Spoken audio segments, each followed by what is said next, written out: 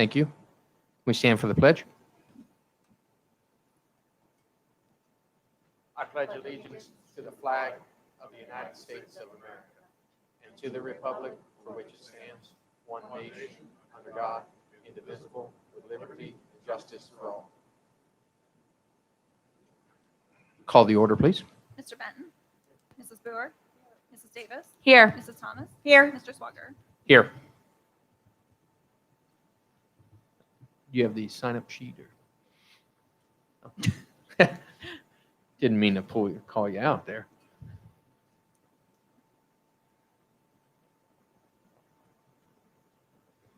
Thank you. All right, first, Jack Thomas. If you don't mind, if you can step up to the podium. It's got a microphone. People at home can't hear if you're not at the podium.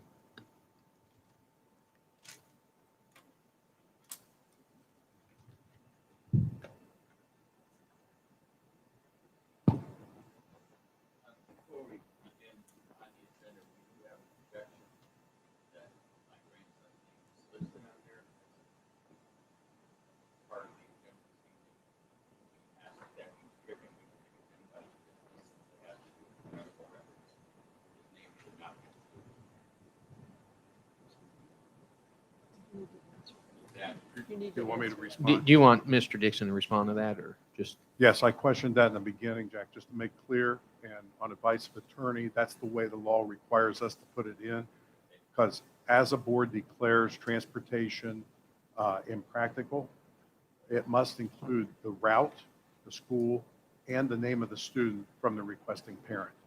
I questioned that in the beginning because I don't like it either, but that's the law. Okay, thank you. Thank you, Dale. I'm going to add to that. We all questioned that too, so we asked for clarification.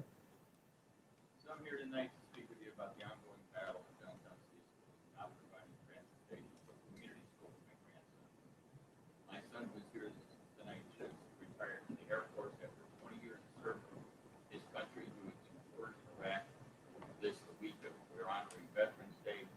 First time he asked for help from his country, it looks like we're turning back on. My grandson is currently diagnosed with autism spectrum disorder, anxiety disorders, and ADHD. I'm not revealing that now since we decided to put his name. I figured that was going to happen. He has tried to attend public school here in Johnstown and has not gone well. There is no true special program that fit his needs or his educational requirements. He tried here. He's been sent home last year over 20 times where they could call and tell my son and his wife to pick him up because they couldn't handle him. He was going to an episode. Each time they had to give up their work, they missed time, they had their jobs corrected. The administration even sent a teacher to the home last year, but the teacher didn't have a curriculum and really didn't know what to do about the situation. Nobody's fault here of their own. He was also suspended, although that has subsequently been rescinded. And talking to my son and his wife, the school admitted they did not have the resources or training to deal with the complexities of my grandson's condition. They have even sent a list home of schools that might be better suited to educate my grandson.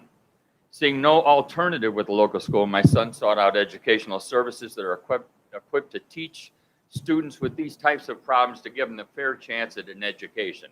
They found such a place in New Albany, and my grandson is currently attending there and doing well. However, when my son petitioned the school for transportation, he was denied. At first, because they thought it was too far or took too much time. So, of course, a time study was ordered. The results of that study revealed to be within the guidelines. Then the family was informed they were going to deny it anyway because it would be impractical, and offered $500 and some change in lieu of transportation. Impractical, but I see tonight we're talking about a trip to Georgia. That's not impractical. But besides that, we contend that by your own admission, it's not the case here that they chose to go to another school. He had no choice because the opportunity for an education here was not available. When your own staff admits they cannot provide the tools needed for the education of a special needs student, it's no longer a choice to enroll someplace else. It's a necessity. So we can only assume, therefore, that it is because of the type of his disability that is being denied the basic right of educational welfare. We feel this decision is discriminatory in nature. Under IDEA from the federal government, a public school district must provide a free, appropriate public education they know on the board that's FAPE, that includes special education and related services that include transportation, physical therapy, and counseling services, amongst others. Since Johnstown schools were not able to provide these services as stated, we contend that they did not fulfill the FAPE guidelines required by the Ohio Department of Education. We also understand through correspondence that you are concerned with the cost. There are many ways this can be worked out. Other school districts do this all the time. In Parma, Ohio, vans are leased to provide these services at a lower cost than regular buses. There are also individual agreements worked out with parents from anywhere from $25 to $50 a day, paid directly to the parents for providing private transportation for their students with special needs. In Berea, Ohio, a suburb of Cleveland, they still transport students to the Ohio School for the Deaf here in Columbus on a constant basis. They also drive 45 minutes each way to accommodate special needs to various autism specialty schools and a school for the blind on Cleveland's east side. A friend of mine had the privilege and honor, he told me, of driving a young boy who had been shaken baby syndrome. And it was the only place he could go. It was a 45-minute drive one way, and it was one student on one bus, and he considered it an honor to give that child a chance at an education. We have received a correspondence saying this matter has already been resolved and tonight's vote is just a formality. It was clearly stated to us that the board remains steadfast in its stance not to approve transportation for these situations, regardless of the circumstance. I hope that you don't consider that something to be proud of. Again, cost was cited. So let me ask you this. How many school buses do you think it takes to take the football team and the equipment to an away game? 3 or 4? 4 buses with drivers getting an average of $20 an hour equates to $80 per hour. And a conservative estimate, these drivers are gone for 5 to 6 hours. That comes to $400 for just one away game and does not include the price of fuel. So you're offering a family with special needs a yearly allowance that is a little more than what you're willing to spend on transportation for one football game, one sport. And that's just one extracurricular activity. We're not against spending that money. I don't want anybody to get upset too. We want the football team dismantled. But we are saying that it takes a proper perspective. Finally, in a meeting that took place here on September 18th of 2020, which anybody could view on Facebook, a presentation was made to this board by Mr. Keating. He was here to discuss responsibilities of local school boards. In the video, he cites the Code of Ethics for board members. He stated that good school board service meant honesty, trust, and fairness. He went on to say that the first and greatest concern is the educational welfare of all students. Can you honestly say that principle is being applied here? Further along in the same video, he presents the Code of Conduct for board members. This time he stated that board members are to act as an advocate for the schools and all the children. He emphasized, keep the board's primary focus on the best interests of the students. So far, we have encountered adversaries, not advocates. This is not how the responsibilities were presented that evening. What is the purpose of continually denying the requests of students with disabilities of any kind of a right at a chance at a quality education? What kind of message you send to the community in an era where we're just opening up as a nation about the real issues facing those with mental disabilities? And I'm sorry, I get a little emotional right here, but we have faced some very dire circumstances with this young boy in the last few weeks. Very dire. And we get a deaf ear. In his presentation, Mr. Keating said the board was to answer why. And then it was up to administrators to figure out how. Well, we've told you why the transportation is needed, and we feel it's up to you now to ask the administration how to come about. I know transportation administrators in other cities, and they tell me of all sorts of things that they've come up with, creative ideas to get these things done. None of them have been addressed with us. We're asking for your support in the vote here,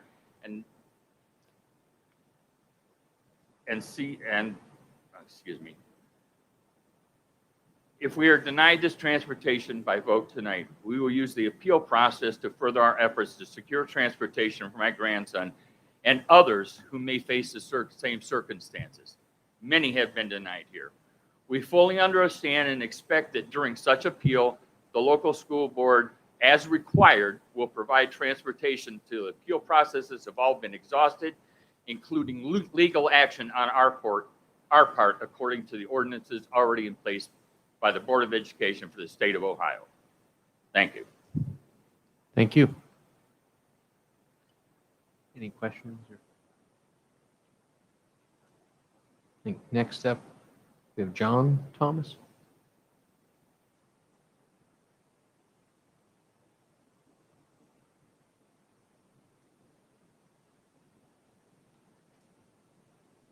Good evening. I'm Caleb Thomas's dad. As you just heard my father speak on his behalf. Before we go any further, I do want to mention to you, I just feel like it needs to be mentioned, Mrs. Arbogast and Mrs. Smith at Johnstown Elementary should be highly commended for their efforts with Caleb in the time he was there. It was not an easy effort. They put everything they had into it. He's rough to handle, especially when he gets the last day he had at school there. I literally chased him across the Johnstown Elementary School yard with 4 of the teachers and student coordinator trying to rally him because he had to be forcibly removed from the bus, laid down in front of the bus, putting himself and other children at harm's way, and then running across that yard, putting himself in further danger. Over the last year that we've been there, Ms. Smith and Sarvagas have been just second to none as far as doing everything that they can, exhaustive efforts. Unfortunately for Caleb, his condition just led to too much. He was taken away not only from his time, he was home for the last 3 weeks of the school year last year. We called the school probably a dozen times, got a teacher out finally who had no curriculum set up for him. So he missed his education there over 17 times. I had to go. I lost my job at LFG trying to get transportation back and forth for him. My wife's job is currently in jeopardy because she has to leave at least 2 hours out of the day to go take him back and forth and get all of his appointments set up. So when we're talking about impracticality, losing your job is also impractical because you can't afford to get your special needs student to the school that he's thriving in. And he is thriving, I promise you. The first day he attended the community school there, he was administered an FBA. He has proper counseling in school there that's helping him. He's finally starting to discover that what his disability is and how to communicate with other students. And I'm happy to see him thriving, and I'm sad to see that it could cost us our jobs to get him there. I seriously hope the board reconsiders that. I know that when I got the emails from the school saying it was a choice to remove him, it wasn't a choice. It's not a choice to remove a student that you get called literally once a week to every other day to having to remove from school because he can't get a quality education or he's bothering the other students because he can't stop talking out or running around or throwing stuff violent to the teachers. There's no quality of education when that stuff is happening. So we as parents had to make a choice.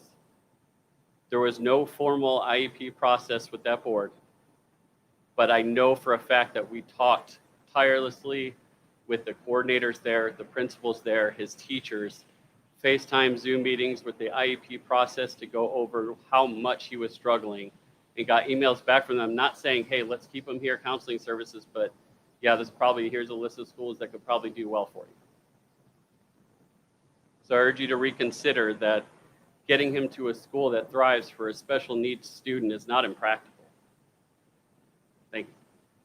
Thank you. Thank you.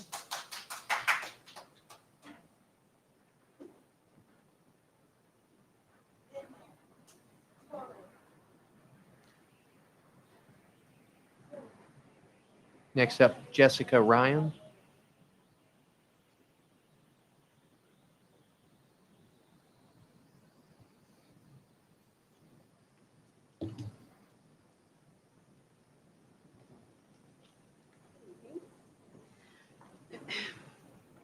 My name is Jessica Ryan, and this is my 20th year teaching in Johnstown. And in that 20 years, I have had the privilege and pleasure of teaching the children and grandchildren of most of you. As you further consider the configuration of the anticipated reopening of the CIRFOS building, we, the 4th grade team, request that you consider the following information. The 4th grade team of teachers supports the recommendation to move 5th and 6th grade to the new intermediate building and leave 4th grade at the elementary. We firmly believe it is in the best interest of our students' academic, social, and emotional needs.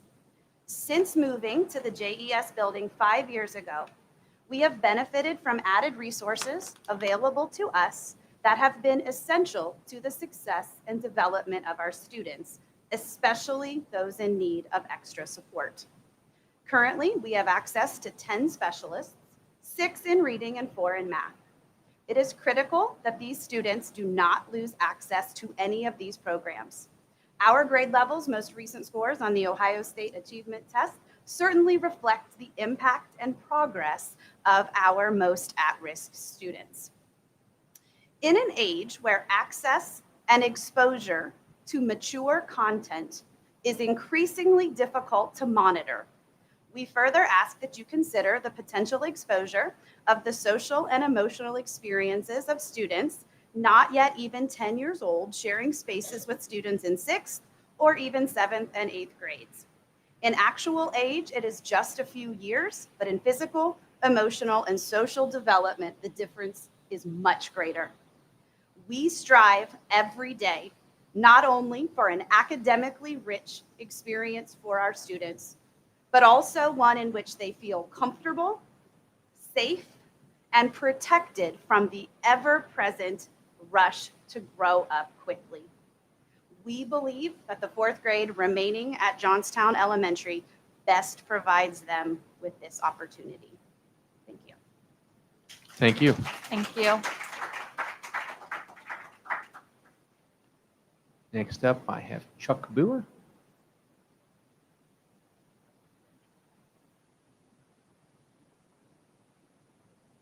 Don't know him. He's his own man.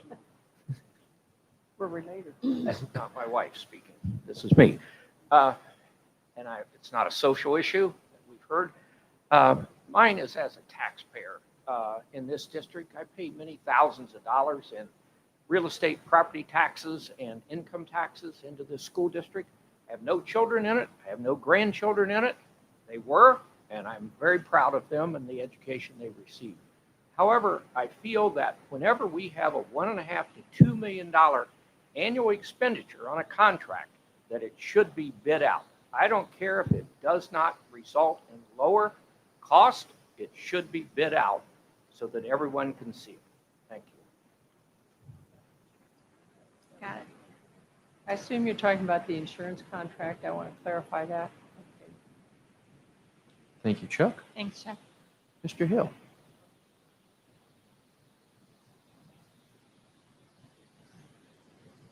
First off, concerning the lawsuit, is there anything new?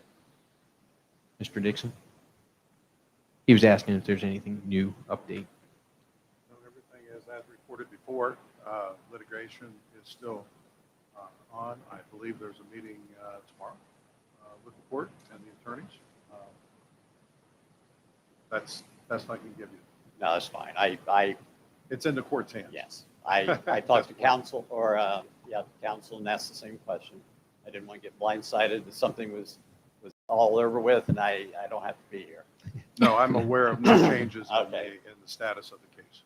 Just a couple of things. I want to preface, what I'm going to ask and say. I do want to stay unbiased. I told counsel the same thing. I'm not here, and I told you folks the last time, I'm not here to broker a deal or anything else. Just gathering information, and it goes from there. I understand that you did give the city $237,000, so you proceed on, put the tap in, and continue with Surfos.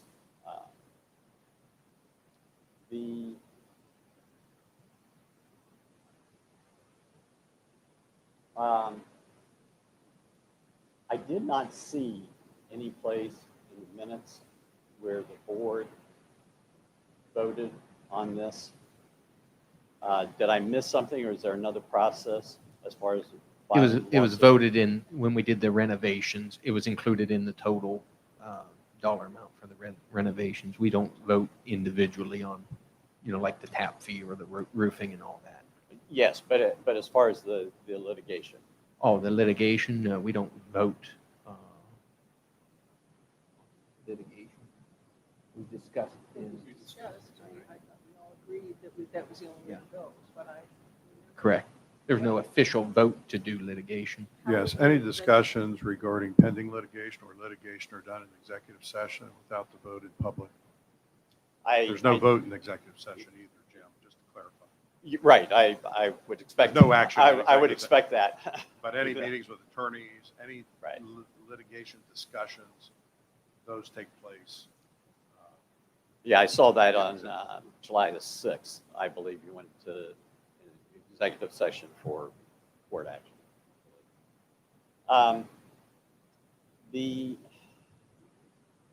As you already know, it's really troubling that it got to this point. And I guess my next question is the issue the 95,000 or is the issue the 237,000? Well, I can speak for myself. I, never like to pay anything as a school district, but we were willing to pay the $94,000 some dollars that we were Almost quoted. 95, yeah. So as far as we're concerned, when we look around the state and around the county, most districts pay zero. The highest, I think, I don't know if Mr. Jenny was here, was like, 60,000. So all of them were well out of the range of what we have typically seen. We have been told in the past that we typically should pay zero. That's why the 90,000. I don't know the exact amount. It was no, it was several $100,000 we paid. The original request on the original fee structures at the beginning of our project was over $800,000 in fees. That was later reduced by 60%. And we ended up paying roughly 60% of those established fees. And The village did reduce the fees at that time Correct. in 2015. And that's for the high school and the elementary, and there was also reduced fees for the stadium, I believe. Stadium had no new tap fees. No new tap or capacity fee. Okay. We were just replacing existing. Yeah. Okay. So at the high school and the elementary, what was agreed is what we were following, and that's where the 90,000 is where the budget was set, based off of what we were given at those as well. So Okay. that was based on that negotiation at that time. In 2014, we were in concert with the state of Ohio. We were taking advice as well as we were at the table. They felt that the fees being charged by the municipality at that time were something they had never seen before. And they didn't want any of the state's money, which we were in partnership, 27%, et cetera, with them at that time. They would money toward tap fees because they didn't think that was appropriate. So we took our lead from there, studied it since 2014. We obviously we came with a number, but agree with it or not, sometimes the music has to play on. We have to get the school done, and we hope to get it done, or at least well advanced before winter. Looks like we're going to be nip and tuck here. One more comment, and then one other question pertaining to something a little bit different. I do hope that somehow, and maybe it requires two different people than talked before. Sometimes personalities kind of clash, or moods, or bad days, or whatever. But maybe somebody else can come together to kind of bring this to an end. The attorney fees, court cost, whoever's going to lose, I hope they don't have to pay the other side. I don't know how that works, but I do know that every single page that an attorney writes up in their brief is, and every time they enter the courtroom, it costs. And as a taxpayer on both sides, in the city and here, it does not set well, obviously. Jim, I did want to clarify that the meetings occurred, there were 4 people for the schools that took place in those meetings, Ms. Boer, myself, Mr. Dixon, and Ms. Pooley. So there were 4-person meetings with 4 members of the village as well. Yeah, but I think there was another conversation that did transpire. Not prior to the legislation. Not prior to the legislation changing the fees. I'm talking about with the city. Yeah, not prior to the legislation of the change in fees. No conversations occurred prior to that, other than the meeting we had. Okay. like I said, I'm not here Yeah. to try to argue. One point, Yep. it was my understanding that there was a meeting, but that's fine. You know, I can accept whatever you give me. On a side note, I know this is early. I know this is, you can't plan for this. The pre-K for 3 and 4-year-olds got room. When I was in the 3rd grade, my 3rd grade class met in the basement of the Methodist Church because Sierra Falls was not built yet. That's going to be a major undertaking for the school district. If this actually happens, and it sounds like it will. So that's all. I told council I was not going to come back. I will tell you I won't come back, and this is another issue. I just wanted information. I'm still keeping my fingers crossed that this can be worked out to the satisfaction of all concerned. As I said before, it does not look good. When it hits the advocate, it will hit the dispatch, and it just is not something we need. Agreed. Thank you. Thank you, Jim. Thank you, Jim. Thank you, Jim.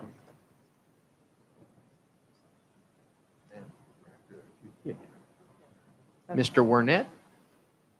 Oh, I didn't recognize you there. You were hiding. It's your mask. Were you smiling? Always. Okay. First of all, I want to thank you for the time you put into the debate and discussion regarding the use of the intermediate school, the Sierra Falls, and being converted in the last meeting. It was clear that there was work that went into those options to consider both the fiscal choices as well as the education choices for the students. And the only thing that got a bit confusing was when the final decision was made to include the 4th graders based on what is needed in the future. As I've paused to reflect a little bit more, I actually understand, I think, better why that was passed as such. And that was because of what you as a board seemed to align on, that would have to be a flex space to be able to ebb and flow with changing class sizes in the years to come, sometimes perhaps requiring 4th grade to move up, perhaps not, or even partial 6th or all of 6th as may be necessary. What's important to me is, as you said, your responsibilities to the financial portion and listening to the superintendent and educators what's best and deciding when to flex and how to do that. So in regards to the initial launch, the years hypothetically spoken of 2 to 5 years might be necessary for 4th grade. In my mind, it makes complete sense to start putting plans together to accommodate that when the time comes, because I, as a taxpayer, do not want to pay for another school unless we are out of room. I think aligning on what out of room means to both your educators, your parents, and your school board is important. I think understanding what that looks like for leveraging all space and being agile using JES, JIS, soon to be, JMS, and even JHS to accommodate students of all levels. There are ways to make it happen, and they should be explored before we put another bond or levy on. I appreciate you continuing to do that, but I implore you, please do not make the moves to prepare for when we might need to. Instead, let's make sure that we are fiscally responsible, can plan accordingly. Don't hire teachers before we need them. Let's pay the teachers we have a bit more.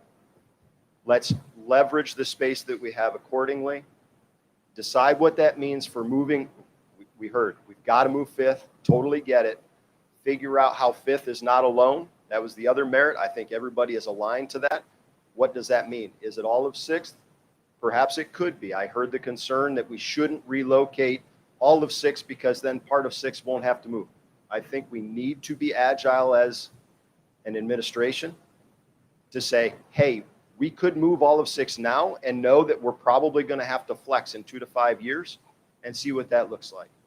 I think spending time on the plan for how we can get fourth grade here when that class size is big, before putting fourth grade here is really important. I agree with the decision based on enabling fourth grade to come here, but not until we need to. Please listen to your educators. Please make sure you make that fiscally responsible decision. Put it off as long as we need to. But I agree, when the time comes, let's make sure we do that before we build another school. Thank you. Appreciate it. Thanks, Daryl. Daryl. Thank you, Daryl. Ms. Derenberger?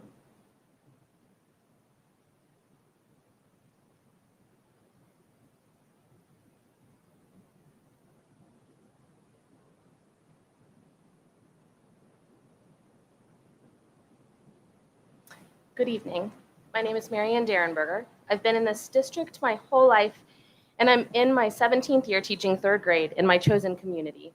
I love this district, which is why our 3 boys attend here and our baby will attend here in the school system when of age. I listen regularly to the board meetings and appreciate that I'm able to do that from a ball field while simultaneously helping one of them with their homework or while making dinner at home for our family. Thank you for offering the electronic version as a choice. Thank you also for the massive time commitment each of you have taken on of holding one of 5 positions on the school board. With their extensive background in public education, Mr. Dixon and Mrs. Seibel have spent countless hours preparing timelines and drawing up plans on how to proceed with the former CRFOS building. Those plans were brought to your attention some time ago and have been tabled for multiple school board meetings. I was taken aback while listening to the outcome of the board meeting that occurred on October 25th, 2021. Voting to turn down Mr. Dixon and Mrs. Seibel's recommendation not only shows a disregard for their professional opinion, it also causes others to pause and ponder how this decision came into fruition. We would not be rated 6th in Central Ohio, which we're extremely proud of, without the leadership and guidance of our superintendent and administrators. I'm strongly in favor of following the recommendation of Mr. Dixon and Mrs. Seibel as written months ago. It is not educationally best for 4th grade to move out of our elementary school.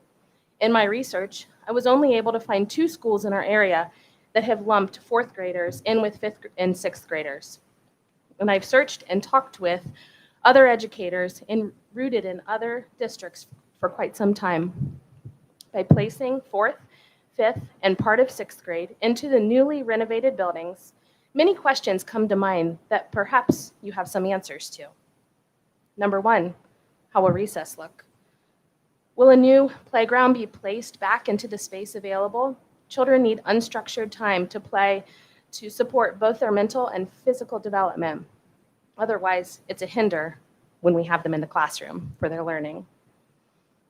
Number 2, how will teachers and aides of 4th and 5th graders be able to use the resources available currently to them for students not meeting standards? This is one way we, as teachers, are able to use our professional opinions in order to make academic decisions best for students with interventions. We currently do this multiple times daily. Number 3, how will specials look for students? Students will be moving from building to building, or will several new positions be made to accommodate these needs? How will their safety be ensured? Every second is planned out for our student safety at JES, and I'm really not certain that that is fully understood by individuals outside our building who do not witness the precise adherence to schedules that we follow. Number 4, can you give more information and data on how splitting a grade level would be best for all involved? As a child, Oregon Elementary has housed K through 4th grade, and CRFOS housed 1st through 5th. Because of this, all children had to go to Oregon for kindergarten during the specific years I was a student years ago, and all students in our district had to go to CRFOS for 5th grade. Students then, between grades 1 and 4, were split. Some remained at Oregon, and half moved to CRFOS building. This split us in many ways. We weren't around our whole class peers daily, and that hindered some of the community feel that is needed to be nourished. At my 20-year class reunion about a month ago, my classmates still referred to it as, oh, you were an Oregon kid, or oh, you were at Searfoss. But that is in no way positive. It split us. We didn't know each other, and we couldn't bond nearly as deeply because we were split. I'm concerned if you continue with this decision, our Johnstown 6th grade class will become splintered year after year. Number 5, will 5th graders be on the same time schedule as high schoolers? They will share bus routes. These are 9-year-olds with 18-year-olds. Are you prepared for that massive developmental change within those years? With you, I am well aware that emotions are high. I don't want to add to that, but I also do not believe it's morally sound for me to remain silent. I've written and rewritten this letter. I've added and deleted whole paragraphs. I've prayed for God to lead my words tonight and have them be just and true. These 20-ish students that are sent to me each year become mine, and I feel protective over them. When they leave 3rd grade, they are in no way ready to leave our elementary school. They still need the tenderness found within our elementary walls for a plethora of reasons. Tonight, I am asking you, as a board, please revisit this decision. Thank you for your time and listening without reservation. Thank you.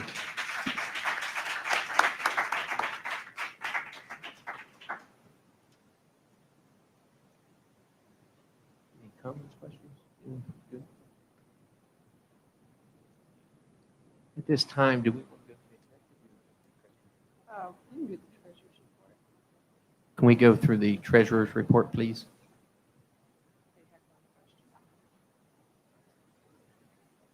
You have 2 sets of minutes from October 11th and October 25th. You have the September 21 treasurer's report. There are updated permanent appropriations and estimated resources.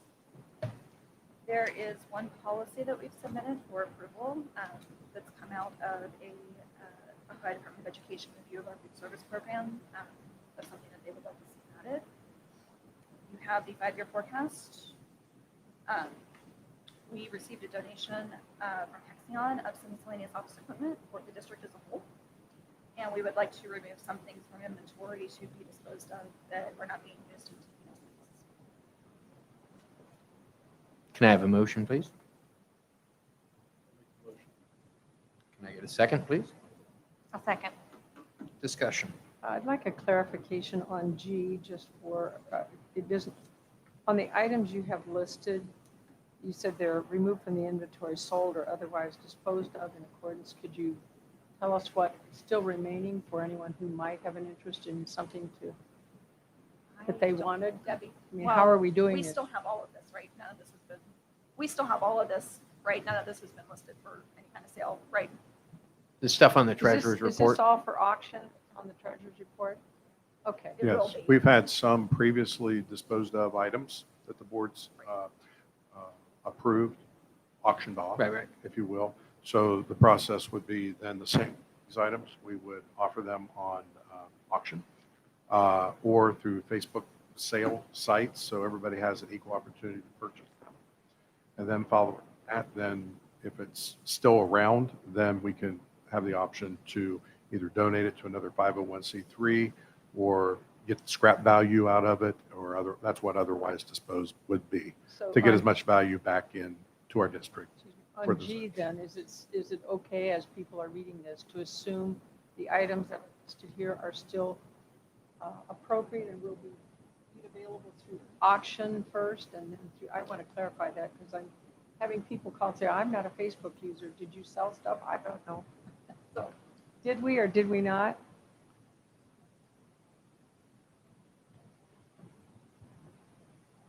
Could you Okay. get a microphone, Debbie? Good. I'm sorry. I can repeat that. I The heard stuff you. from the last Facebook post was sold from the last list at the auction. This Got list it. would be posted later. That's I'm correct. assuming we're not selling all of these items. We're not going to sell 15 various fire extinguishers. I'm assuming those are disposed of because we're We will getting rid of try. them because they don't. We'll try to sell. Okay. If they don't meet any of our specifications, I don't want to be selling stuff. if they're out of, Do they They're out of work? Not the- code. They should be out of code. that's what, I mean, not to look at some of those things. I don't want to I sell would something not. that's out of code as a fire extinguisher. If it's expired, then we ought to be Expired. disposing of it properly. As is. Yeah, just make sure we're covering ourselves on those. Yep. Okay. Any other questions? Yeah, I had a question about the 5-year forecast. And I think, based on the decision that was made at the last board meeting, moving 4, 5, and partial 6, what impact did that have on our budget going forward each year? What increase costs, Kim? In 22, it didn't have any impact, of course, because we're not in it yet. In fiscal 23, the difference between what was originally planned and what had to go back and be reworked with that decision was a difference of 406,000. In fiscal 24, 467,000. In fiscal 25, 545,000. And in 26, 583,000. Total of about $2 million. And did that include administrative changes that were not in the plan? That were not in the plan. Yeah, I guess this is where I get a little confused, not confused, I guess, where the numbers, who was planned on running that building? How was it going to, those decisions fall into those financial ones, and those weren't clear, so I don't know how we budgeted those decisions. That forecast assumes a assistant principal at the elementary school with. And a no principal moving- at the Searfoss? No, one of the principals moving. One A principal moving to principal. Searfoss? A With a principal 4, in 5, Xerox. 6 split, we would need a principal in there. No, I'm saying prior to that, when you were comparing that, when you were No, saying it did compared not. to, it had no principal at the Searfoss, it had no assistant at the elementary. Correct. Correct. The plan was to operate under the middle school umbrella for several years as we monitored the enrollment. So then the K4 had our two remaining principals under that plan staying at K4, under your financial, or just one? Okay. But the cost goes beyond just the principal, right? You have specials, you have to have services that you provide the students, because remember the board suggested that we don't want to cut any services to our students. Oh, I don't And- suggest it. I'd say we, And Right. that's why the cost is what you're seeing. And so that, And that's a preliminary cost too, right? We haven't really done a deep dive. Correct. My understanding is. That's yeah, right. We have not Right, done so deep I dive. would expect those costs to be even higher once we do a deep dive. right, so with the number you just gave us, Kim, around 2 million, that's going to be the lowest. I mean, it will, I'd say I don't that's know how very you know debatable. that. Well, I well, you- Because you that's have to not look at- sharing stuff from the middle How do you school over know there either. That's assuming you're just adding all, no sharing of any services. Well, They're I think you sharing- have to look at they're sharing busing. Right. I think there's other items that we haven't looked at. There's bell schedule, there's busing, there's other issues that will, I believe, add cost to what we're seeing. And you're right. You're absolutely right, Alan. But it's premature at this point to suddenly come up with hard and fast numbers that we're going to do something because we haven't actually, as you say, we haven't dived into that yet. That's So- why I think, and Mr. Burnett not had the sure best comment on this. That's why the Exactly. planning has to be done so you can see the That's right. effects of those, and then you roll them in as possible. And not, we're looking at busing across from K-12 right now. We've been looking at this, Mr. Dixon, as we're looking at what does the bell schedule look like? Can we unify that more? Because no one likes the fact, we all recognize there's academic successes by a later start time. Mr. Busenberg, you and I have spoke about this. We're looking at the fiscal impact of that. What does it take if we move the bell schedule back? What's the impact on extracurriculars? So when we look at this discussion, it is much broader than Big. this one class, it's a very big discussion about transportation and what does it mean to this district. And Mr. Dixon, you shared with me, I don't know, Friday, I think, that Tuskegee has, was it Tuskegee Valley there? Yeah, One of them. about 2 years ago, we visited Tuskegee Valley and have shared where they had gone to unified busing. So all K-12 are bused together, one route in the morning, one route in the evening. And they start their schools just a very slight stagger start for all those students. So since then, we've been looking at that at the board's request to see whether that's practical for us to consider. Last time we went out for a bus bid, we had it quoted both ways so that we could get an idea financially as to where that would put us, how many more buses would they need to do that. And so it really comes down at this point with the start of a new school. In my discussions with board members, it doesn't appear as though it would be reasonable or prudent to begin next school year and starting a new building with that type of concept even considered. So we are continuing to gather data about a unified plan, but at the end of the day, we have to sit back and see what value do we gain. Mhm. Do we do all that and pick up maybe a half hour later for our secondary students? Is that enough change to warrant the cost and the impact on our other programs? As you mentioned, how do we get buses out to our academic or our extracurricular activities? And will they all be out on routes? Can we get them back, or does that require more buses? So the jury's still out, I guess, is the best way I could tell you as to whether, as a district, we would seriously consider implementing that. We'd have to see the value for students and the community in order to justify the cost. And right now, that's skeptical at best. Yeah, it's a significant cost from what we've preliminarily got, but we're looking at that to see if there's any other way to work that system to make it happen. So we're looking at that. But I also want to at this time mention that, all of these decisions we make always get reviewed as we make, and more information comes in and more decisions get made. So nothing is ever, 100% final till the day we put people in there, and that's for that year. So it's always going to be the case for anything. So I don't promise anyone that it's ever always going to be one situation or the other, at least from my standpoint. But also, I do want to let people know the likelihood of Sierra opening next year is getting slimmer and slimmer and slimmer to meet that deadline, because original construction is the end of July, well, mid-July. And if anyone builds anything right now, can attest to, materials are not coming in we will know more in December when some of our critical timelines that have to occur, whether we get steel in, whether we get windows, things like that. If those don't occur, that start time will be pushed back. So I do want to make everyone aware that there's a more than a 50-50 chance, I'd say, of not getting started at the beginning of the school year. That doesn't mean that the school doesn't get finished in September and October, and then next year at the break, we decide to try to move some kids in or not. Those are all decisions that would have to be made, and we wouldn't move everybody at once. Those are the things that have to be looked at as we move down that road. But there are a lot of decisions to be made as far as construction timing goes as well. And you have to remember too, that if the school is not complete, right, and we go with the 4-5 partial 6, proposal, then you're going to have to staff whether or not we're in the school or not, right? Because you can't, we moved at Christmas time, right? You just can't all of a sudden just go find teachers or administrators to come staff your school. So that's another dilemma with going with the 4-5 partial 6. Yeah. It goes back to maybe what I tried to indicate for perception.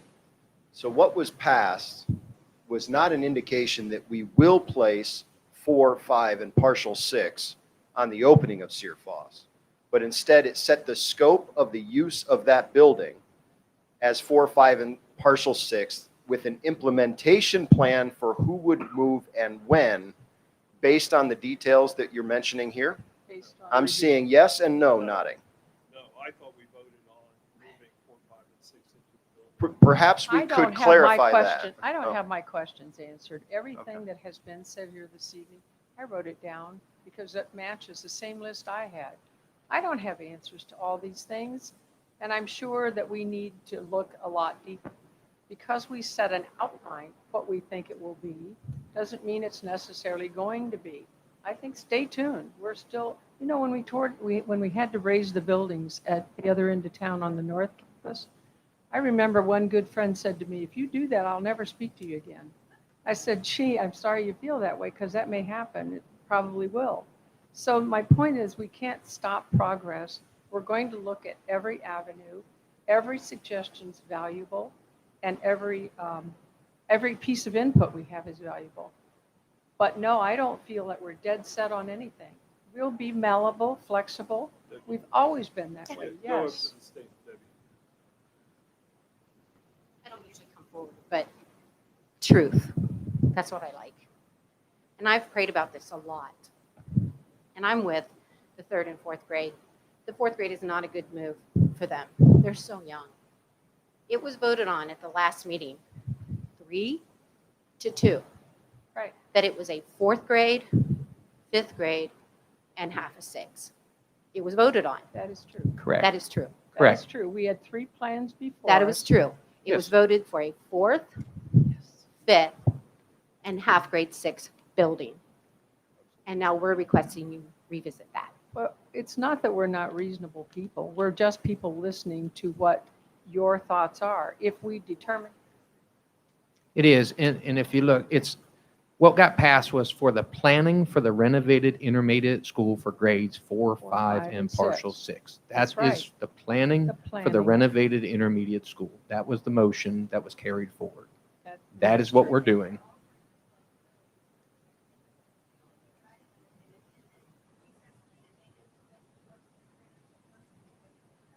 No, yeah, I mean, I don't, I think their concern is what would the playground look like, how much room, how much space, and those are the things that have to be planned for, along with many other things. This simply gives the administrators guidance as to what to begin to plan for and how it will look. So that way they can start answering questions and come back to us as a board and give us answers on, this is exactly what it'll cost, this is how it will work, this is what won't work, these will be the challenges, this will be the bus, this will be, as I've had questions, uniforms, no uniforms. All that stuff all has to be decided, because whether it's 4th, 5th, partial 6, whether it's 5th, 6th, all those Yeah. questions still have to be answered. If it's 5th and 6th, you still have to answer, are uniforms? How's busing working? All of those same questions still have to be answered.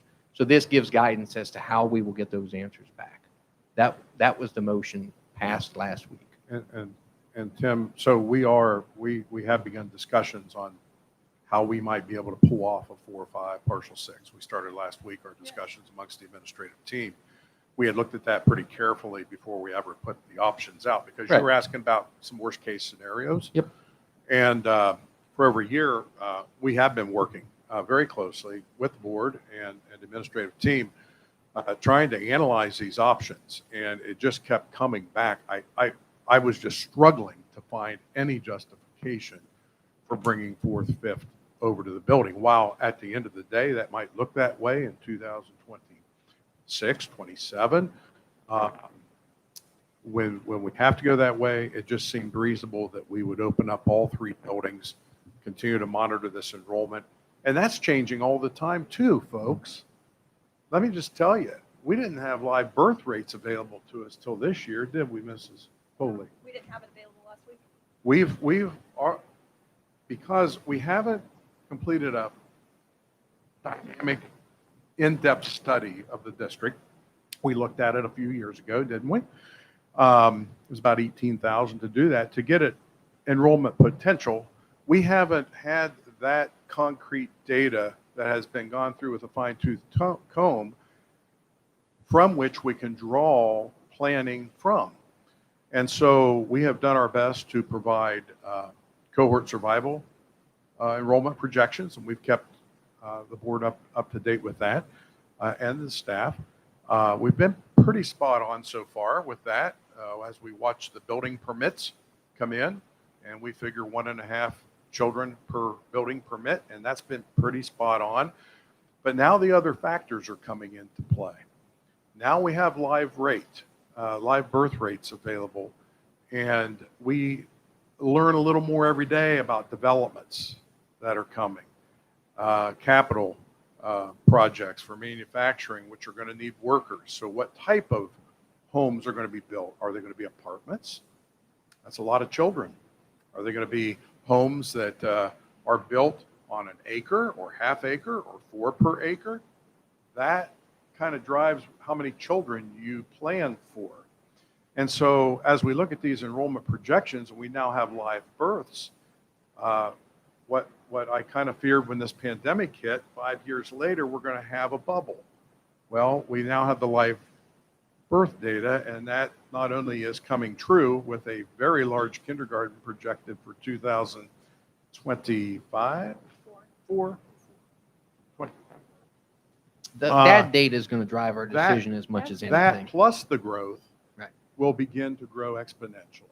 So we do have those numbers. The board hasn't seen some of this. This live birth data is just coming into us because we could never find that live birth data, right? Right. You guys know how much. Mhm. So now that we have that type of data, it's looking like growth's going to come a little quicker than anyone could have expected. And so I think we'll learn over the next 6 months to a year what the commercial growth is going to look like. That will drive residential. That will drive more children. And we have to be smart to keep that capital revenues coming in from manufacturing within our district there to offset what we must go back to the voters for if we didn't have that, to provide services and buildings to our children. And so I know that's a lot at once, but it's a complex issue. So our thinking relative to this issue at hand that's been discussed, and I really appreciate everybody's board members, staff, parents, community members. This is what democracy is about, guys. Right here. These things out when we disagree, and we come to a decision that's ultimately good for the common good of all. And that's what we're going to be after. Our thoughts relative to the proposal, what was it? It was that we tried to minimally make the moves we need to free up space in 3 buildings while we get through the next 2 to 3 years, continue that planning, continue that data aggregation, continue to see what actually happens. Because quite frankly, we'd have been a lot worse off. If there's a shining light to the pandemic, there's not many, but there was a shining light, it's slowed down growth a bit, okay? And I have to look at all other kinds of data, such as how many children are out there on homeschooling right now, that I know parents have called me and said, look, Dale, we're homeschooling our child now until this pandemic thing's over, but we plan to come back, right? So we have roughly 100 children out there on homeschooling. You get half of those back. We've got to consider those factors as well. So the thing about all this is, folks, in today's society, and I'm going to make a comment and I'll be quiet, you can't make it personal, okay? There are issues. It's data. There's things we can do and can't do based on law. And people don't always understand what we can do and can't do. This board's heard me say time and time again, people are usually down on what they're not up on. Well, when you get up on the facts, sometimes you begin to understand why the board has to do what they do, or why the administration has to do what they do, or a teacher, on whatever issue that might be. Dealing with special education, dealing with transportation, dealing with all these sundry issues we deal with. There's a lot of details and facts to consider, and sometimes we're hamstrung to make those decisions. So I just pray that we all respect each other as persons, respect differing opinions, and at the end of the day, you know what? It'll end up being right. We'll get it right because we're Johnnies. That's what we do. So I apologize for that, but Yeah, go ahead, Jessica. Jess, do you mind holding on 1 second while we take a vote on the treasurer's report that we motioned? Yes. Only Get it because over. It's the we've gotten legal way thing to off do. of that topic for the motion that we have. So do you mind calling the roll on this treasurer's report, please? Mr. Benton? Yes. Mrs. Brewer? Yes. Mrs. Davis? Yes. Mrs. Thomas? Yes. Mr. Swager? Yes, thank you. Thanks, Jess. I get stuck up in the rules. Okay, so as I mentioned earlier, this is year 20 for me. And I have been proud to be a Johnny, even though I'm not originally from here, for every year of those 20 years. But never more so than in the last year and a half. In the summer of 2020, we were at a crossroads for how to educate the children of this district through a pandemic that none of us knew how to do it, what to do. And I'll sidebar for a second and say, Mr. Dixon, your leadership through that has been tremendous. We have all been in absolute awe and appreciate you and Mrs. Seibel so much. There is no one else that I would have rather worked for or with every day of that. And we felt a little bit like we were going to battle too. We weren't in hospitals, but it was completely different than anything we'd ever done. And what we collectively, decided was to ask the community, what did they want for their children? And we gave options. And the option that was chosen was, without question, the most difficult on the staff of this district. And no teacher or administrator ever looked back from that decision being made. If that is what this community wants for their children, for their safety, to have both options, it was made to happen through your support and through the tireless efforts of our administrators and teachers. We're at another crossroads, so it might be worth considering to ask the community now what they want for their 9-year-old, what they want them exposed to and a part of, and how they want it done. We've done it before, and our results from tests, which is only one form of measurement, and it's not even the one I'm the most proud of, but they were tremendous throughout all of this. The top of the county, second in the county, first in the county in several instances. Okay? So we did that. We asked, and it might be time to do that as we sit here at another crossroads, especially when we're looking at, a 3-2 vote. That's definitely not a consensus. And so maybe it's time to ask. Proud to be a Johnny today and every day. Thank you. Thanks, Jeff. One thing I do want to clarify for everyone as well, regardless of what, I always throw the word irregardless into my meetings just because it's a joke, because I don't like that word, because it's not a word, but irregardless of the classrooms, whether it's 4th, 5th, 4th, 5th, 6th, 4th, 5th, partial 6th, no matter who's in that CIRFOS building, we will be moving between the two buildings, be it for specials, be it for gym class, be it for bands. So I do want to make clear when we talk about that building, and it does get to a concept that I would say the full board supports on this, is we have to look at this area up here as a campus, and we're going to utilize all of our buildings up here to give the maximum educational opportunities to all of our kids, whatever grade levels we have. So if we've got children in the 4, 5, 6, whatever that building is, that have opportunities to come over to the middle school and be in an advanced class or a project lead the way or something, we're going to utilize that, just as we are now with the middle school going over to the high school, just as our kids walk between those buildings now. I don't know that everyone understands that we do that now. If you don't have a child up that level, we do have kids walking between the high school and the middle school, taking advanced classes. It's not new. That's that CIRFOS school, even with renovations, there is no gym in there. I mean, it's a cafeteria, but if anyone's ever been in there, the ceiling, it's not, you're not shooting baskets in there. You're not going to be able to do anything. There is no band room over there. So there are some opportunities that will be here at the middle school, no matter how we lay that out, that children will be moving in between the two buildings. So I do want to clarify that when you hear us, because I've gotten a lot of questions about, will kids be moving between the buildings? We'll minimize it as much as we can, but if there's opportunity for educational advances, then yes, we will. We'll move teachers between buildings if that's the best. We will look at that in this planning to see what is the best fit and what makes the most sense when we move children or teachers between buildings to offer up additional courses or additional opportunities for the students. So I did want to clarify that for folks out there that have had questions about how that would work. I'm going to leave with one other thought too. When they built the CIRFOS building years ago, it was built for a high school. It was not built for an elementary school. And all of a sudden the community grew so fast, which was then affectionately, and is still today, called the New Addition. Over 200 homes. I think there are more than 400 homes down there today. I could be wrong, but I think we're close. But at any rate, CIRFOS then became an elementary school, because at that time our elementary students were, because of the unbelievable exponential growth we had at that time, they were meeting in garages, in living rooms, in churches, etc.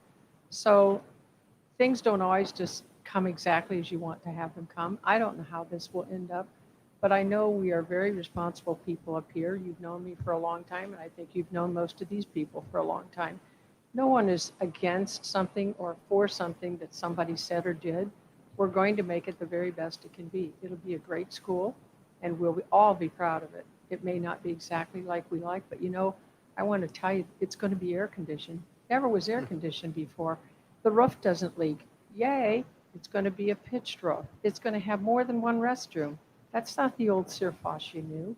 So my point is, there are some good things happening. So we're listening, and I look forward to hearing from any of you. Our phone numbers are on the website, on the school website, and if my mobile phone isn't on there, it should be because my home phone is not working.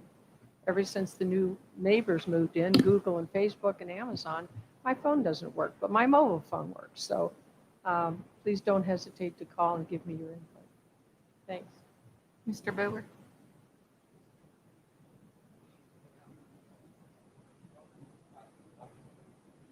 Yeah, for those that we have a covered walkway that'll go from the back of Searfoss. It'll actually come into the hallway back here that would lead into this. It'll be covered with cameras to watch, and then obviously similar to if you had children when kids moved out and back, was pretty routine. We'll have a similar type of setup. However, we do that where you'll have supervision while they move. Obviously, the kids the more supervision we have. As they get older, at the high school, they all walk to our weight room pretty routinely. If you're up here, that's a pretty routine walk for most of our school. Most of our high school kids walk back and forth to the weight room, which is really at the middle school. So moving between buildings is not a new concept. It's just something that a lot of folks aren't aware that we do as much as we do. And then also, since we've had the nice new elementary school, we didn't have cottages and outbuildings that we had to move between in the past. So we're setting this up for that similar thing, is to try to utilize both buildings as much as we can and give us secure walkway. Another part of that conversation has been with Mr. Dixon talking about how do we fence things off, make it more secure. We're looking at all of that in the package as we go through this. What does that look like? Regardless of what age those kids, the children are moving back and forth, we're going to want it to be as secure as we can make it. That's why we put it in the back of the building and where we can kind of keep it more secure back there. So with that, Mr. Dixon, do you want to go on to your superintendent's report? Sure, I will abbreviate it a bit. You have had through the briefs an update on numerous items that are more task-oriented, and I just wanted to, I won't go over those at this particular meeting, but if you have any questions on those, please feel free to give me a call involving the new CRA with New Albany and sundry other issues there. I will simply move on, first of all, to tell you that while I was able to put out to staff last week, the comprehensive results of our student achievement from last year, which is exceptional. And I'll say it again. I'm a broken record with the staff. I can't say how much I appreciate the staff, the students, parents worked together last year to pull off what we pulled off in Johnstown. It's nothing short of remarkable. When you have national experts conferring with our educational administrators and staff here in the district, and they're advising throughout last year, whatever you're doing, keep doing it because it's working. We kept doing it. And so thanks for everybody's support working together last year to make that happen. There is a bulleted report, and this is on me because I wanted to get it out last week and I just did not. But later this week, you will not only receive the data from last year's student achievement results and all the comparisons, but you'll have bullet explanations. So you can get kind of a quick caption. Then if you want to dig deeper later in the report, you can, to see the different charts. And I do want to thank Debbie Seibel personally, seeing where Debbie hiding back there, has spent a tremendous amount of time. She puts together this data. We sit down, we review it, we ask questions, we carve it up, we look at bring it to the other administrators, they carve it up, and we end up coming out with these reports. And Debbie, you've just been exceptional at pulling some of these charts and everything together. So thank you. The public will see that later this week. I just can't give you an exact date, but later this week. Appreciate that. We also thank Debbie for all of her work all the time. Incredible. I want to tell you just generally on the COVID scene, the report from our Director of Health in Licking County, our numbers continue to come down. Things are looking fairly good right now. We pray that continues. I will tell you that the health department is in the works with creating clinics for those age 3 to 11 to receive the vaccinations for those who choose to get them. We should be having information to roll out potentially later this week, certainly next week, as to where those would be. I I know they were kind of looking at a site in town that would be accessible to Northridge and Johnstown students, where parents could take their children should they choose to have the vaccination. So more information on that's coming very soon.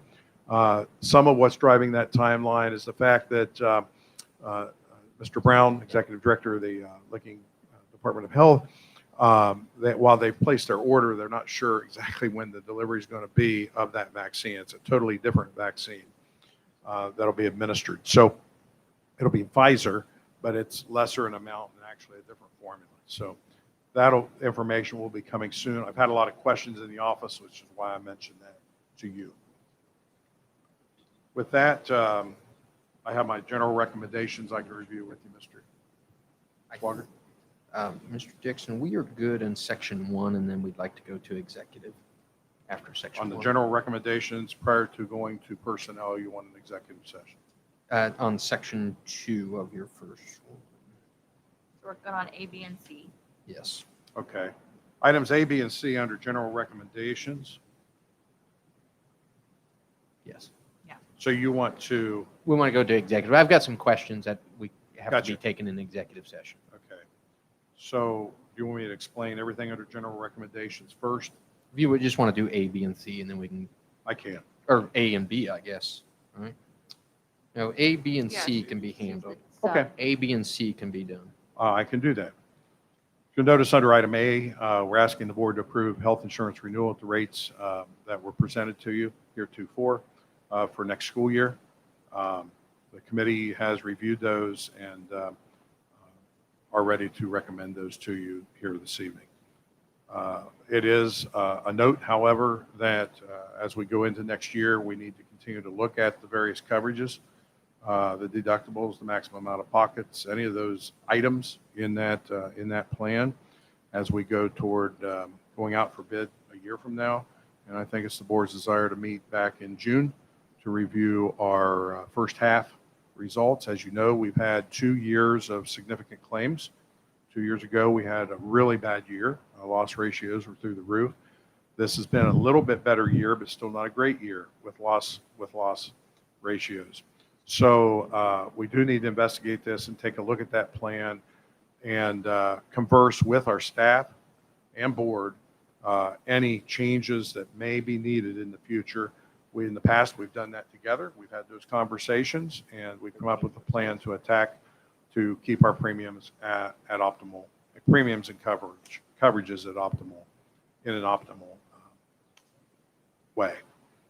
So we ask you to approve the rates for 2022 as presented. Under item B, asking you to approve overnight trip for senior class this year rather than New York, with all the problems they're having in New York, problems with tour companies setting up the annual trip every year for them. They have shifted away and instead have planned a trip down to Atlanta, Georgia. You have the information related to that in front of you for approval. There is one other item that I will shoot out to the board. I'm not sure you received that. There is a participant waiver. I know this has been a question on previous trips as we've looked at it. We want parents to be fully aware of any potential loss of what's paid on these. So I always ask that question back of those who are organizing it. And so it is very clearly stated in here what the touring companies would be paying back and what the risks are to parents with the monies due on these trips. There's one for amount for 30 or more days cancellation versus 14 to 29 days at 13 or less. So that is there for parents to know up front and to sign and have an understanding, because in these days, we don't know. We don't know what COVID's going to do. We hope it gets better and better, but that piece has been covered. And that trip's 100% student funded. Yes, The school district has no cost in that. that is correct. Yeah, the tour company, and they provide the touring buses and all that, and that's paid for by parents, fundraising and all that. Under item C, with the passage of Senate Bill 1, you might have read that in the papers. One of the pieces of Senate Bill 1 does allow for less credentialing of those who would like to serve as substitute teachers. We are hurting for substitutes. This community over the past 24 months has heard many appeals from me and the staff asking for anybody that has an interest to please sign up with Wren Hill, our company that we used for teacher subs and classified subs. We still have that appeal ongoing. And the state, it's a problem in the state, it's a problem in the nation. It's tough to find people to work in a lot of different fields. Substitutes is one of those. So Senate Bill 1 passing, then I'm bringing to you this evening as board to consider adopting these new rules only June of this year to help us out and perhaps grow our pool. It would not require a bachelor's degree to become a sub. There's other credentials that would be explained, and I would put that out to the public as we appeal for more help in this area. It is needed and help us so that we can continue to maintain that continuity of education that we've come to be able to maintain in the past. Dale, under this, would they still go through Wren Hill? Yes. Everything would be the same? Okay. Yes. Okay. And so just for those of you out there, I could see how some people might be concerned that we would be considering substitutes who don't have a bachelor's degree. However, I went through the process last year to become a substitute in our district, which I can't do, but I went through the process, just fingers crossed. And it's a good process. They're highly vetted, lots of detailed questions. So I don't want anyone to think just because of that credentialing of not having that bachelor's degree that there's, that the requirements in any way are lessened. You may want to clarify, she cannot be a sub because she's on the Yeah. board. I was about to say, we no, would no, no. hire you in an instant, but the law Right. doesn't allow a board member to Yeah, serve in that capacity. Yeah, that was the reasoning. She wasn't allowed, no other reason. But as someone who's been through the process, I know that they are, they do ask, thoroughly vetted, and the interview process is very good, and references and all that. So just know that there's still very high standards without that requirement. So, Yep. do you want to be? Can I get a motion on items A, B, and C? I'll make the motion. And a second from David, Ms. Davis? I'd like to take B out. B, Yes, sir. like to vote, well, can I get a motion revised, Mr. Yeah, I'll Benton, for revise. A and C? I'll revise the A and C. A and C, can I get a second on A and C? I'll second. And we have a second. Can we call the roll on A? Well, discussion on A and C. Any discussion on A and C? I just wanted to add, we did see the 13% increase on the medical. We're going to gather information over the next couple months, take that information. We're planning to go out to bid starting possibly in June, but we're going to meet in June and then start that process. So I just wanted to clarify that for. And for anyone listening, Yes. Ms. Thomas sits on our insurance. She's the representative on the insurance side for the board. We are going to schedule wellness fairs. We understand from our meeting that those are beginning again. So that would probably be in the first quarter. Ms. Foley and I were discussing that, so there'll be more information on that too. Thank you. And I would add to Ann's report, since I sit there with her. I know after the last meeting, we talked about things we needed to look at because our insurance costs were rising at such a rapid rate. In 2 years, they've gone up $600 and some thousand. So that's something we absolutely must continue to review. I don't know what we can do about it. I don't know what that answer is, but certainly we would be remiss if we don't review it. So that's $600,000. This year, our percentage was 13% increase. The last 2 years, it's been 15. We were capped at Last 15 year, 2 years capped ago. at 15, this year 2 points. Yeah. Or 12.7. Yeah, 12.7. Yeah, 15% was the cap. It would have went up. We're in a consortium, so they couldn't raise it more than 15. This year, it went up 12.7. Any further discussion? Call the roll on A and C, please. Mr. Benton? Yes. Mrs. Brewer? Yes. Mrs. Davis? Yes. Mrs. Thomas? Yes. Mr. Swager? Yes, A and C carries. Can I get a motion on B? I'll make the motion. I'll second. Discussion? I understand this is through Scholastic Travel. Is Ms. Warman, is Mrs. She's Warman back here? in the back. She's here. I can't see her. I see her. Mrs. She's back Ortman, in. would you please Okay, come to I the saw stand? Mr. Busenberg, sorry. If you would come to the mic. Thank you. Thanks, Tim.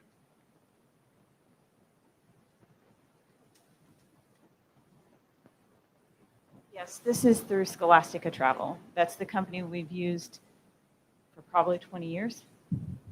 And were they the ones that didn't want to give us our money back? No, they were the Previously. ones who fought to get our money back. Okay. I Yes. wanted to clarify. Thank you. Anything else? Atlanta's great choice, Tammy, right? Since I went to school in Atlanta, and families from that area. So I'll put in a plug for the city. It's a very vibrant city, and I think you'll have a great time. Well, that's It'll good. be- I've only the ever culture driven will through be it. different than what you see in New York City, because that's where the other part of my relatives live. But I think you'll find it a very exciting, vibrant city. Sounds like you have a chaperone. Yeah, I'll have to ask you for some advice before we go. He can be an approved chaperone. He's a substitute there. Right. Great choice. Any other questions, That's what I comments? wanted- Okay, was concerned thank you. about that. Can you call the roll, please? Mr. Benton?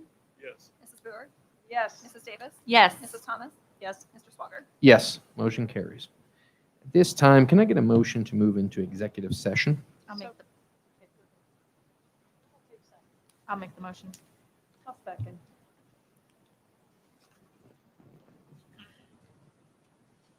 Is there going to be any action? Yes, there will be action Yes. after this because we have several things left on the agenda. Purpose, Tim, please. It's person, or I don't know how. Huh? Yeah, I don't know how you. 6. Okay, thank you. Got it. Mr. Benton? Yes. Mrs. Boer? Yes. Mrs. Davis? Yes. Mrs. Thomas? Yes. Mr. Swager? Yes. 7:53. Mr. Busenberg, could you join us as well for a portion of it? Thank you. Hey, thanks for everybody.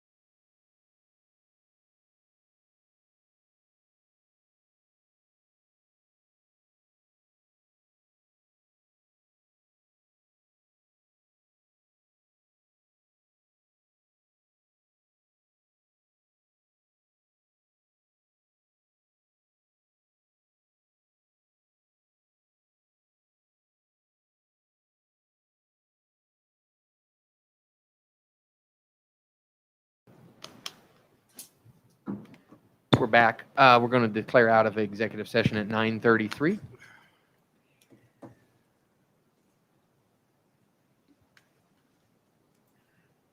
And we'll resume with item D under the superintendent's recommendations.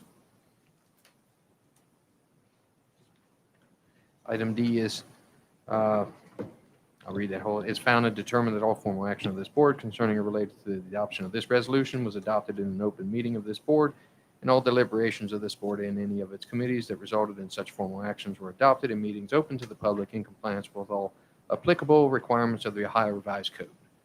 Under item D, it is to declare impractical transportation for elementary student Caleb Thomas to Oakstone Community School in Columbus, Ohio, for the 2021-2022 school year as requested by parent due to excessive cost for an individual student.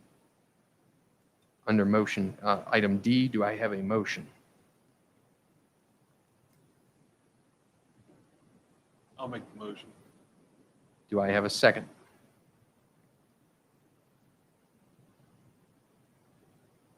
I'll second.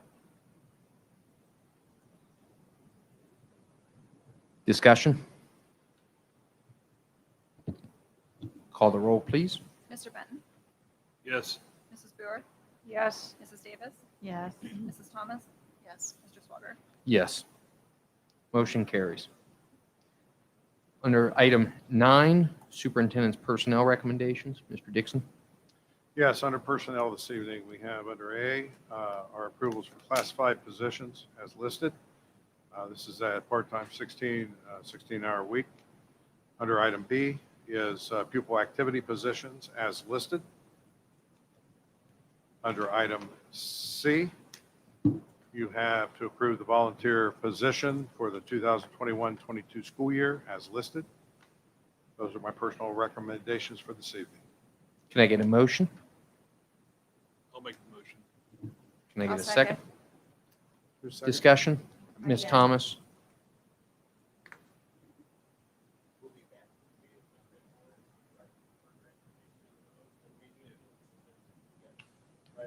Yes, you'll get a letter, and then it'll have your rights in there if you wish to go to the area coordinator and set up a mediation. That'd be the next step. And we've been through this process a number of times, so. Well. Yep. You would have a full route of handicapped kids, you wouldn't have to worry about transporting. There's a lot more to it than that, and I can't discuss it with you in public session, so. Well, they had, and the rule is not to get back up to speed, and I kept the time limit, didn't get back up to speed, everybody else was overnight, got up for about 10 minutes, and then was allowed to go back to the podium and readdress it again. Then, about 10 minutes about questions about a litigation that's already ongoing. But it took 2 minutes to deliver it over and getting it.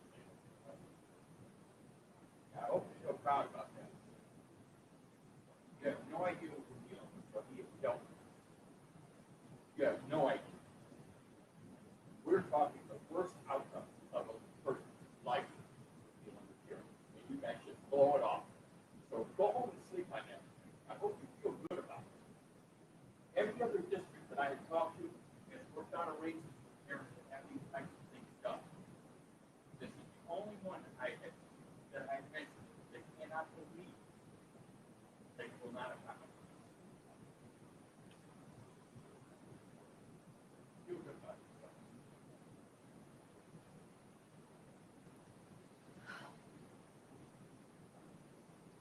We had a motion by Mr. Benton and a second by Ms. Thomas. Can I call the roll, please? Mr. Benton? Yes. Mrs. Boer? Yes. Mrs. Davis? Yes. Mrs. Thomas? Yes. Mr. Swager? Yes, motion carries. Any committee reports? I think we've done the committee reports. Basically, we're not on schedule with the building, but we're working Right. hard. All right. Anything else? I'll be having a follow-up meeting on Friday for policy stuff at the board office to go through some stuff, and then it'll be getting sent your guys' way. Sounds great. Appreciate it. Anything else? Under new business or old business? Either or. Okay, under new business, I would like to request that we take a hard look at the pay that we're, the daily rate for substitute teachers and consider what we could do to be a little more competitive in that area. So I know I've seen reports, and I think you all have too, because we all got them. But I just don't want it to go off our radar. Appreciate that. I think everyone got that, Mr. Dixon's email. So we can further discussion on that. Thank you. Anything else? Mr. Benton, Ms. Thomas, we good? Okay. Thank you. If I can get a motion to adjourn. So moved. Second. Call the roll. Mr. Benton? Yes. Mrs. Fluor? Yes. Mrs. Davis? Yes. Mrs. Thomas? Yes. Mr. Swager? Yes. 9:39. 9:39. Thank you. Thank you.